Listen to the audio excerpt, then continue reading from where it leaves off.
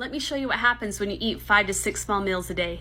Let's say you start eating at 8 a.m. You have breakfast, maybe yogurt, fruit, and some granola. 2 hours later at 10 a.m., let's say you have a protein shake.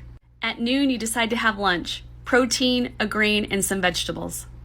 2 hours later, you have another snack, maybe a handful of nuts and some dried fruit. 3 hours later, at 5 p.m., you have dinner, vegetables, potatoes, and a protein. And maybe you do, or maybe you don't, but let's say 2 hours later, you have a snack today, and you decide to have some popcorn. By this time, your insulin is on fire. See, while you've been eating all day, your insulin levels have stayed elevated.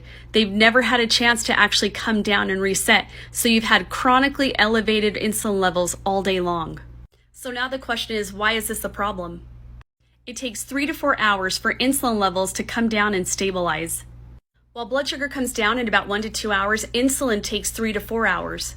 With chronically elevated insulin levels, over time, you develop insulin resistance. Insulin resistance then leads to prediabetes, diabetes, difficulty losing weight, and a whole host of other symptoms, even high cholesterol, high triglycerides. We were meant to fast. We were meant to have periods of fasting.